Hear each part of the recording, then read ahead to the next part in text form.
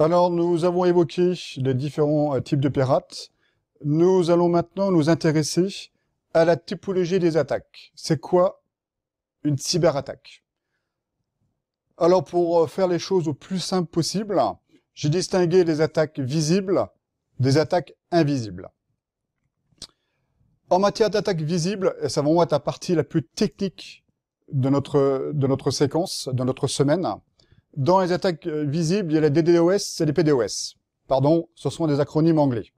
Alors, DDoS, Distributed Denial of Service, PDoS, Permanent Denial of Service, donc attaque par délit de service, attaque permanente par délit de service. Ça veut dire quoi, ça?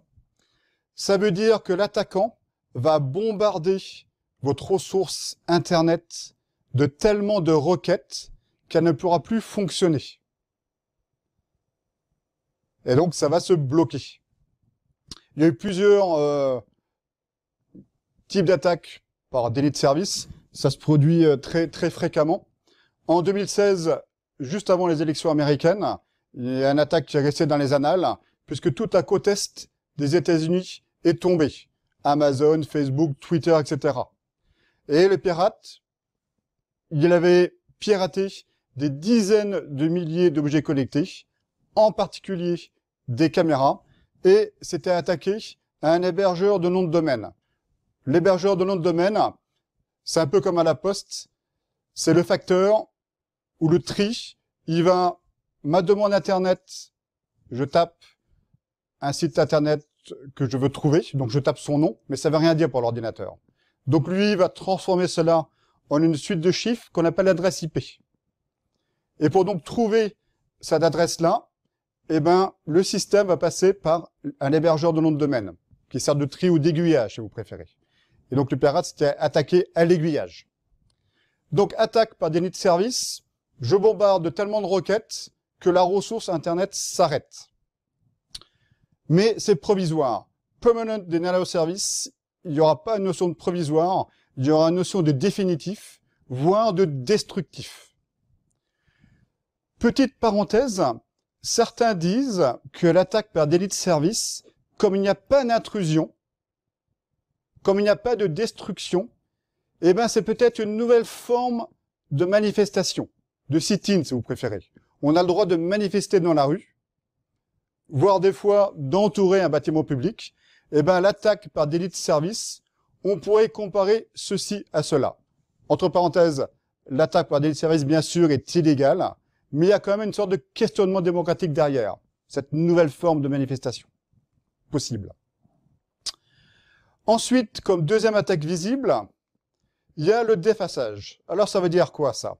Vous avez votre magnifique site Internet, avec la photo de vous par exemple, ou sur le site de votre mairie, la photo du maire. Et bien le pirate va prendre la photo du maire et à la place mettre un barbu de Daesh et un message politique derrière. Ça arrive malheureusement très fréquemment, le défaçage.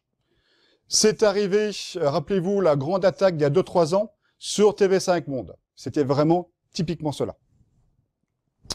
Ce qui est vraiment très à la mode aujourd'hui, c'est le ransomware, le rançongiciel. Alors c'est quoi cette bébête? Vous allez recevoir un mail, dans ce mail il va y avoir un lien. Vous allez cliquer sur le lien et c'est parti. Le malware, le virus, va complètement chiffrer votre disque dur. Et vous allez devoir payer pour accéder de nouveau à vos propres données. C'est comme si vous partiez de chez vous, quelqu'un a changé toutes les portes, et les serrures bien sûr, toutes les fenêtres, vous revenez chez vous, vous devez payer pour de nouveau rentrer chez vous. Ça arrive malheureusement très fréquemment sur les hôpitaux, qui se font attaquer par ransomware, rançongiciel en français. Voilà quelques grandes attaques visibles. Ce qui est aussi très à la mode aujourd'hui, c'est le, pardon encore du terme anglo-saxon, le cryptojacking. Ça veut dire quoi? Vous avez sans doute tous entendu parler du Bitcoin, des monnaies électroniques. Or, pour générer de la monnaie électronique, pour la fabriquer, pour la créer, si vous voulez, il faut accéder à de très grandes puissances de calcul. Donc, ce que va faire le pirate, il va prendre le contrôle de votre ordinateur pour que votre ordinateur contribue à générer cette puissance de calcul pour fabriquer de la monnaie électronique. Attaque visible, attaque invisible. Ce sont évidemment les plus dangereuses, les plus pernicieuses. Alors évidemment, l'attaque invisible, je vais m'introduire dans votre système sans que vous le sachiez et je vais essayer de rester caché le plus longtemps possible et exfiltrer de votre système informatique les données que vous souhaiteriez garder confidentielles.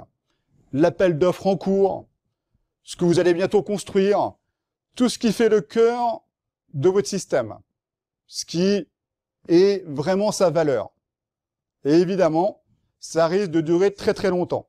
Et donc vous allez peut-être perdre des contrats, il va se passer des choses, vous n'allez pas comprendre pourquoi, tout simplement parce qu'au cœur même de votre ordinateur, eh ben, vous avez un espion informatique qui envoie, qui exfiltre en permanence de la donnée. L'échelon supérieur par rapport à cela, c'est ce qu'on appelle les APT, Advanced Persistent Threats. Rappelez-vous ce que je disais dans la séquence d'avant. Les pirates se mettent de plus en plus en organisation. Eh bien, un APT, c'est ça. C'est un groupe, une organisation qui va décortiquer votre système, l'étudier à fond, et ensuite va le pénétrer. Chacun en prenant un bout.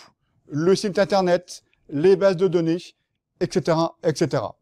Pour ceux qui suivent un peu l'actualité, on parle souvent d'APT reliés à des groupes de pirates, eux-mêmes reliés à des pays. Par exemple, Fancy Beer pour les Russes. De mémoire, Lazarus pour les Nord-Coréens.